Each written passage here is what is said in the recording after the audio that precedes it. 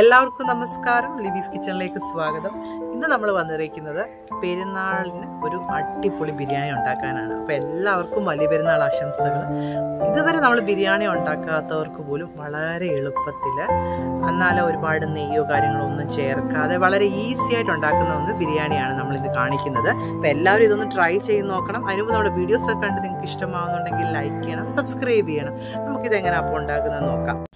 അപ്പോൾ നമ്മൾ പോത്തിറച്ചി കൊണ്ടുള്ള ബിരിയാണിയാണ് ഉണ്ടാക്കുന്നത്. അപ്പോൾ അതിൻ്റെ ഇറച്ചിയൊക്കെ നല്ല മഞ്ഞവെള്ളത്തിലൊക്കെ മഞ്ഞപ്പൊടിയൊക്കെ ഇട്ട് കഴുകി റെഡിയാക്കി വെച്ചിരിക്കുകയാണ്. 1 കിലോ പോത്തിറച്ചിയാണ് എടുത്തേക്കുന്നത്. കുറച്ച് എല്ലും കൂടെ എടുത്തിട്ടുണ്ട് അതിൻ്റെ കൂട്ടത്തിൽ. പിന്നെ നമ്മൾ അരി എടുത്തേക്കുന്നത് ഇന്ത്യ ഗേറ്റിൻ്റെ കൈമ റൈസാണ് എടുത്തേക്കുന്നത്. ഞാനിവിടെ 2.5 ഗ്ലാസ് അരി എടുത്തേക്കുവാണ്. ഒന്ന് കഴുകിയിട്ട് വെള്ളത്തിൽ 1 മണിക്കൂറൊന്ന് കുതിർക്കാൻ ഇട്ടേക്കുകയാണ്. പിന്നെ നമ്മൾ ബിരിയാണിക്ക് വേണ്ടത് ഇത്രയും സ്പൈസസ് ചേർത്ത് ഒരു മസാല ഉണ്ടാക്കണം. അത് ജീരകവും കുരുമുളകും ഓരോ ടീസ്പൂണും, പെരിഞ്ചീരകം 1 ടേബിൾ സ്പൂണുമാണ്. പിന്നെ എക്സ്ട്രാ ചേർത്തേക്കുന്നതെന്ന് പറയാനായിട്ട് ബ്ലാക്ക് കാഡമമാണ്. അത് നമുക്ക് നാട്ടിൽ കിട്ടുമെങ്കിൽ അത് ആഡ് ചെയ്താൽ മതി, അല്ലെങ്കിൽ സാരമില്ല. അതൊന്ന് പൊടിച്ചെടുത്തിട്ടുണ്ട്. ഇത് നമുക്ക് മാറ്റി വെക്കാം. ഇപ്പോൾ ബിരിയാണിക്കുള്ള മസാലയ്ക്ക് വേണ്ടി ഒരു 6 സവോള അരിഞ്ഞ് വെച്ചിട്ടുണ്ട്. ഒരു 5 തക്കാളി ചെറിയതാണ്. പിന്നെ ഒരു 1/2 കിലോ കൊച്ചുള്ളി, ഇഞ്ചി, വെളുത്തുള്ളി മീഡിയം, പിന്നെ എരിവിനനുസരിച്ചുള്ള പച്ചമുളക്. ആദ്യം നമുക്ക് ഇഞ്ചിയും പച്ചമുളകും വെളുത്തുള്ളിയും പിന്നെ 1 ടീസ്പൂണോളം പെരിഞ്ചീരകവും ഒരു 2-3 ഏലക്കായും കൂടെ ചേർത്തിട്ട് ഇതൊന്ന് ചതച്ചെടുക്കണം. അരക്കല്ല, നമുക്ക് ചതച്ചെടുത്താൽ മാത്രം മതി. ഞാൻ ഒരു 2 കുടം വെളുത്തുള്ളിയും പിന്നെ ഒരു മീഡിയം വലുപ്പമുള്ള ഇഞ്ചിയും എടുത്തിട്ടുണ്ട്.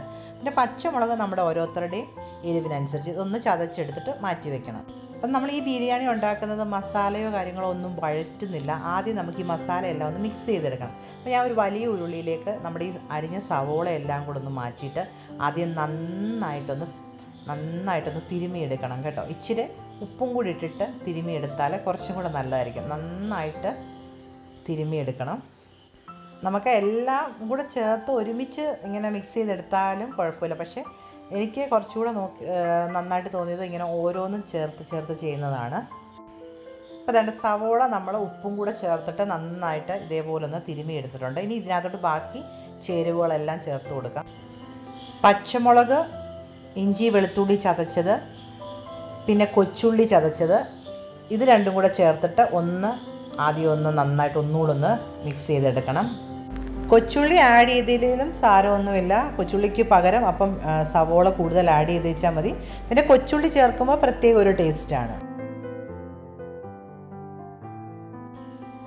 ഇപ്പോൾ പച്ചമുളകും ഇഞ്ചിയും കൊച്ചുള്ളിയും എല്ലാം കൂടെ ചേർത്ത് നന്നായിട്ടൊന്ന് നമ്മൾ മിക്സ് ചെയ്തു. ഇനി നമ്മൾ ഇതിനകത്തോട്ട് ചേർക്കുന്നത് തക്കാളിയാണ്. 5 തക്കാളി അരിഞ്ഞതാണിത്. പിന്നെ നമ്മൾ ചേർത്ത് കൊടുക്കുന്നത് മല്ലിയില അരിഞ്ഞത്, പുതിനയില അരിഞ്ഞത്, പിന്നെ നമ്മൾ നേരത്തെ പൊടിച്ചു വെച്ചിരിക്കുന്ന ബിരിയാണി മസാലയിൽ നിന്ന് 1 ടേബിൾ സ്പൂണോളം ചേർത്ത് കൊടുക്കുന്നുണ്ട്. വീണ്ടും നമ്മൾ ഇതെല്ലാം കൂടെ ഒന്നും കൂടെ നന്നായിട്ട് മിക്സ് ചെയ്യാം. ഞാൻ പറഞ്ഞത് ആദ്യം തന്നെ നമുക്കെല്ലാം ഒരുമിച്ച് മിക്സ് ചെയ്യാൻ പറ്റും. പക്ഷേ സവോളയൊക്കെ നമ്മൾ ഈ പറയുന്ന പോലെ എല്ലാത്തിൻ്റെയും കൂടി ഇട്ട് മിക്സ് ചെയ്ത് കഴിഞ്ഞാൽ നമുക്ക് കറക്റ്റായിട്ട് അതൊന്ന് നന്നായിട്ട് തിരുമിയെടുക്കാൻ പറ്റത്തില്ല. അപ്പോൾ അത് ഇതും കൂടെ നന്നായിട്ടൊന്ന് മിക്സ് ചെയ്തതിന് ശേഷം നമുക്ക് തൈര് ചേർത്ത് കൊടുക്കണം.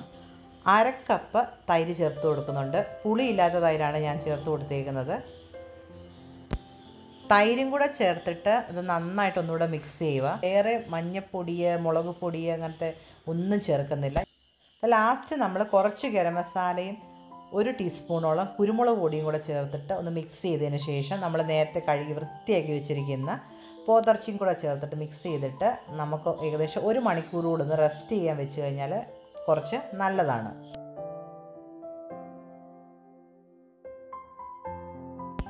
നമ്മൾ ആദ്യം സവോള ഇതുപോലെ ഒന്ന് തിരുമിയപ്പോഴത്തേക്കിന് അതിനകത്തോട്ട് ഉപ്പ് ചേർത്തായിരുന്നു. അപ്പം ഈ ഇറച്ചിയും കൂടെ ചേർത്തിട്ട് മിക്സ് ചെയ്യുമ്പോഴത്തേക്കിന് ആവശ്യത്തിന് ഉപ്പുണ്ടോ എന്ന് കൂടെ ഒന്ന് നോക്കുക. നമ്മുടെ ബിരിയാണിക്കുള്ള മസാല എല്ലാം സെറ്റായിട്ടുണ്ട്. നമ്മൾ ഇതിനകത്ത് പ്രത്യേകിച്ച് വഴറ്റുന്നോ നെയ്യോ ഒന്നിൻ്റെ ആവശ്യമില്ല. നമ്മൾ ഈ കല്യാണങ്ങൾക്കൊക്കെ ഇതേപോലെയാണ് ഉണ്ടാക്കുന്നത്.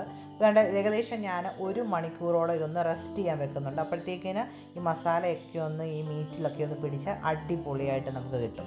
ഏകദേശം 1 മണിക്കൂർ കഴിഞ്ഞു. അപ്പം തന്നെ നമ്മുടെ മസാലയൊക്കെ നല്ല സെറ്റായിട്ടിരിക്കുകയാണ്. അപ്പോൾ ഇനി ഇതൊന്ന് നമുക്കൊന്ന് വേവിച്ചെടുക്കണം. അപ്പോൾ ഞാൻ ഇതൊന്ന് കുക്കറിലോട്ട് മാറ്റിയിട്ട് നല്ല പഞ്ഞി പോലെ ഒന്ന് വേവിച്ചെടുക്കണം. ഇത് നമ്മളിത് ഈ ഇറച്ചിക്കകത്തോട്ട് എക്സ്ട്രാ വെള്ളമോ കാര്യങ്ങളോ ഒന്നും ചേർക്കുന്നില്ല. ഈ ഒരു മസാലയിൽ ഇരുന്ന് തന്നെയാണിത് വേകുന്നത്. ഇറച്ചിയെല്ലാം ഫില്ല് ചെയ്തതിന് ശേഷം ഞാൻ കുറച്ച് ഫ്രഷ് മസാലകൾ ഇടുന്നുണ്ട്. ഗ്രാമ്പൂ, പട്ട, ഏലക്ക, ഒരു ബേ ലീഫ്, ഇത്രയേ ഉള്ളൂ. ഇത്രയും കൂടി ഇട്ടിട്ടതിന് ശേഷം ഇത് നമുക്ക് അടച്ചു വെച്ചിട്ട് നല്ല പഞ്ഞി പോലെ ഒന്ന് വേവിച്ചെടുക്കണം. ബിരിയാണിക്കുള്ള മസാലയൊക്കെ റെഡി ആയിട്ടുണ്ട്. ഈ ബിരിയാണിയുടെ മസാല വേവിച്ചതിന് ശേഷം മാത്രമേ, ഇതിൻ്റെ പ്രഷർ പോയതിന് ശേഷം മാത്രമേ നമ്മൾ അരി വെക്കത്തുള്ളൂ. കാര്യം എന്ന് പറഞ്ഞാൽ അരി വെന്ത് കഴിഞ്ഞാൽ ഉടൻ തന്നെ നമുക്ക് ദം ചെയ്യണം. അതിനുവേണ്ടി ബിരിയാണി ചോറ് വെക്കാനുള്ള റൈസ് നേരത്തെ തന്നെ തിളപ്പിക്കാൻ വെച്ചിട്ടുണ്ട്. പിന്നെ നമ്മൾ ചോറിനകത്ത് ഇടാനുള്ള കുറച്ച് സ്പൈസസ് എടുത്ത് വെച്ചിട്ടുണ്ട്. പിന്നെ വേണ്ടത് അരി, കുതിർത്ത അരി വാലാൻ വെച്ചിട്ടുണ്ട്. ഇനി നമ്മൾ ഒരു വലിയ ചോടുകട്ടിയുള്ള ഒരു ബിരിയാണിക്കുള്ള പാത്രം എടുത്ത് വെച്ചിട്ടുണ്ട്. അതിലോട്ട് ആവശ്യത്തിന് നെയ്യ് ചേർത്ത് കൊടുക്കണം. നമ്മൾ വേറെ നെയ്യോ കാര്യങ്ങളോ ഒന്നും നേരത്തെ യൂസ് ചെയ്തിട്ടില്ല. നമ്മൾ ആകെ ഈ റൈസിലോട്ടാണ് എടുത്തേക്കുന്നത്. അപ്പോൾ ഞാൻ ഒരു 2 ടീസ്പൂണോളം അല്ലെങ്കിൽ ടേബിൾ സ്പൂണോളം നെയ്യ് എടുത്തിട്ടുണ്ട്. അതിനകത്തോട്ട് നമ്മൾ എടുത്ത് വെച്ചിരിക്കുന്ന ഒരു സവോള അരിഞ്ഞതൂടെ ചേർക്കുന്നുണ്ട്, ചെറിയൊരു സവോള അരിഞ്ഞത്. പിന്നെ ഈ സ്പൈസസ് എല്ലാം കൂടെ ഒന്ന് റോസ്റ്റ് ചെയ്തെടുക്കണം ഫസ്റ്റ്.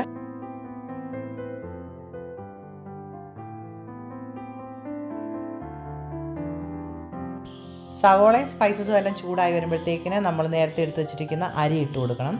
അരി ഒന്ന് ഇതേപോലെ തന്നെ ഒന്ന് ഇതിൻ്റെ വെള്ളം എല്ലാം വറ്റുന്നിടം വരെ ഒന്ന് റോസ്റ്റ് ചെയ്തെടുക്കണം.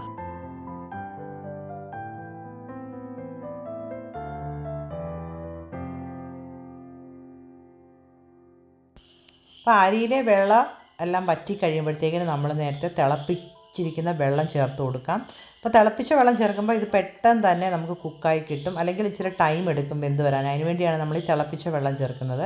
അപ്പോൾ രണ്ട് തിളപ്പിച്ച വെള്ളവും കൂടെ ചേർത്തിട്ട്, ഇപ്പോൾ ഞാൻ 2.5 ഗ്ലാസ് അരി എടുത്തേക്കുന്നതുകൊണ്ട് 5 ഗ്ലാസ് വെള്ളമാണ് ചേർത്തേക്കുന്നത്. ഇതിലിനി ആവശ്യത്തിന് ഉപ്പും കൂടെ ചേർത്ത് കൊടുക്കുക. അതിനുശേഷം നമുക്ക് ഇത് അടച്ചു വെച്ച് വേവിക്കാം. ഇടയ്ക്കൊന്ന് ഇളക്കി കൊടുക്കണം.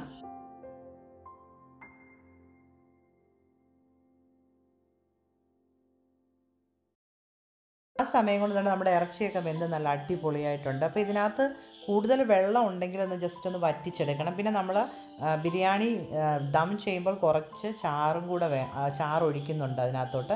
അപ്പോൾ അതിന് വേണ്ടി കുറച്ച് ഒരു കപ്പ് വെള്ളത്തോളം നമ്മൾ ഇതിനകത്ത് നിന്ന് മാറ്റുന്നുണ്ട്. ബാക്കിയുള്ളത് നമ്മളൊന്ന് വറ്റിച്ചെടുക്കണം. കുറച്ച് ചാറ് ഇതിനകത്ത് നിന്ന് മാറ്റുന്നുണ്ട്, ബാക്കിയുള്ളത് നമുക്കൊന്ന് വറ്റിച്ചെടുക്കാം.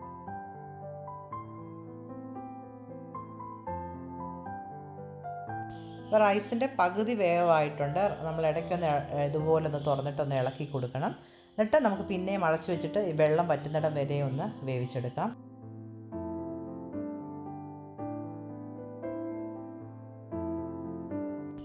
അങ്ങനെ ചോറിലെ വെള്ളം എല്ലാം വറ്റിയിട്ടുണ്ട്. അപ്പം ഞാൻ ഈ ഒരു പാത്രത്തിലോട്ട് തന്നെയാണ് ദം ചെയ്യുന്നത്. അതുകൊണ്ട് ഇതിനകത്ത് നിന്നൊരു പകുതി ചോറ് എടുത്ത് മാറ്റിയിട്ട് നമുക്ക് ദം ചെയ്യാം.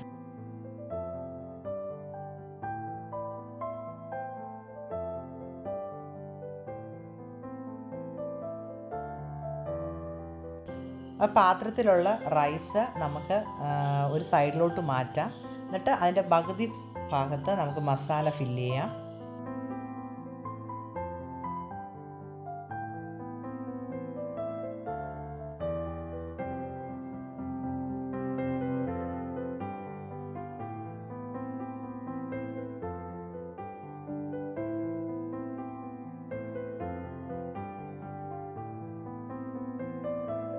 അപ്പോൾ നമ്മൾ ഒരു സൈഡ് ഒരു ലെയറെല്ലാം ഫില്ല് ചെയ്ത് കുറച്ച് ബിരിയാണി മസാലയും കുറച്ച് മല്ലിയില, പുതിനയില എല്ലാം വന്നിട്ട് ഒന്നും കൂടെ ഒന്ന് ലെയർ ചെയ്യാം. അതിനുശേഷം നമുക്ക് ബാക്കി ചോറും കൂടി ഇട്ടിട്ട് ഒന്ന് ഫില്ല് ചെയ്യാം. അപ്പോൾ ചോറ് ഇതേപോലെ വറ്റിച്ചെടുക്കാൻ അറിയാത്തവർ റൈസ് വേവിച്ചിട്ട് ഒരു 1/4 വേവാകുമ്പോഴത്തേക്കിന് ഊറ്റിയിട്ട് ഇതേപോലെ തന്നെ ദം ചെയ്തെടുത്തേച്ചാൽ മതി. നല്ല കറക്റ്റ് ബിരിയാണി കിട്ടും. ലാസ്റ്റ് ലെയർ എന്ന് വെച്ചാൽ കുറച്ച് മല്ലിയില, പുതിനയില അരിഞ്ഞത്, പിന്നെ നമ്മുടെ ബിരിയാണി മസാലയുടെ കുറച്ച്, എല്ലാം കുറേശ്ശെ മതി, ഒരു പിഞ്ച് മതി. പിന്നെ സവോള വറുത്തത്, കശുവണ്ടി, മുന്തിരി വറുത്തത്. നമ്മൾ നേരത്തെ ഈ മസാലയുടെ തന്നെ ഗ്രേവി കുറച്ചെടുത്ത് വെച്ചല്ലോ, അത് കുറച്ചൊന്ന് ഒഴിച്ചു കൊടുക്കണം. ലാസ്റ്റ് നമ്മൾ ചേർത്ത് കൊടുക്കുന്നത് ഒരു 1/4 കപ്പ് പാലിൽ ഒരു 1/2 ടീസ്പൂൺ മഞ്ഞൾപ്പൊടിയും 1 ടീസ്പൂൺ പഞ്ചസാരയും കൂടെ മിക്സ് ചെയ്തത് ഇതേപോലെ ഒന്ന് ഒഴിച്ചു കൊടുക്കണം. 1 ടീസ്പൂൺ നെയ്യും കൂടെ ചേർക്കുന്നുണ്ട് കേട്ടോ. ലാസ്റ്റ് നമുക്ക് വേണ്ടവർക്കിടാം, അല്ലെങ്കിൽ സാരമില്ല, പക്ഷേ ഒരു ടേസ്റ്റിന് വേണ്ടി ചേർക്കുകയാണ്. എന്നിട്ട് നമ്മളിത് അടച്ച് വെച്ച് ഒരു 20 മിനിറ്റ് മീഡിയം ഫ്ലെയിമിൽ നല്ല അടിപൊളിയായിട്ട് ദം ചെയ്തെടുത്താൽ നമ്മുടെ പോത്ത് ബിരിയാണി റെഡി. ഏകദേശം 20 മിനിറ്റ് കഴിഞ്ഞപ്പോൾ തന്നെ നമ്മുടെ ബിരിയാണി നല്ല പെർഫെക്റ്റായിട്ട് വെന്തിട്ടുണ്ട്. കണ്ടല്ലോ, ദമ്മൊക്കെ ആയിട്ടുണ്ട്. അടിപൊളി മണമാണ് വരുന്നത്. നമുക്കിനി ഈ ചോറും മസാലയും കൂടെ ഒന്ന് മിക്സ് ചെയ്തതിന് ശേഷം, ജസ്റ്റ് മുകളിലത്തെ ഭാഗം മാത്രം ഒന്ന് മിക്സ് ചെയ്തതിന് ശേഷം നമുക്ക് ഈ മസാല ചോറും കൂടെ വേണേൽ രണ്ട് പാത്രത്തിലാക്കാം, അല്ലാതെ വേണേലും യൂസ് ചെയ്യാം. ഇപ്പോൾ ചോറാന്നേലും ബിരിയാണി ആന്നേലും നമ്മുടെ വാഴയിലയിലോട്ടൊന്ന് വിളമ്പുന്നതിൻ്റെ ഒരു ടേസ്റ്റും ആ കാണുന്ന ഭംഗിയൊക്കെ ഒന്ന് വേറെ തന്നെയാണ്. അപ്പോൾ എല്ലാവർക്കും ഈ റെസിപ്പി ഇഷ്ടമായെന്ന് വിചാരിക്കുന്നു. അപ്പോൾ ആർക്കും ചെയ്യാൻ പറ്റുന്ന ഒരു റെസിപ്പിയാണ്. അപ്പോൾ എല്ലാവരും ഇതേപോലെ ഒന്ന് ട്രൈ ചെയ്ത് നോക്കണം. നല്ല ടേസ്റ്റാണ്. അപ്പോൾ നമുക്ക് ഇനിയും ഇതേപോണക്കത്തുള്ള അടിപൊളി വീഡിയോ ആയിട്ട് വരുന്നതായിരിക്കും. അതിന് മുമ്പ് നമ്മുടെ വീഡിയോസൊക്കെ കണ്ടിട്ട് നിങ്ങൾക്ക് ഇഷ്ടമാണെന്നുണ്ടെങ്കിൽ എല്ലാവരും ലൈക്ക് ചെയ്യണം, സബ്സ്ക്രൈബ് ചെയ്യണം. ഇതേപോണക്കത്തുള്ള ഈസി റെസിപ്പികളെല്ലാം ഒന്ന് ട്രൈ ചെയ്ത് നോക്കണം. അപ്പോൾ ഇനി അടുത്ത റെസിപ്പിയായിട്ട് വരുന്നത് വരെ എല്ലാവർക്കും ബൈ ബൈ.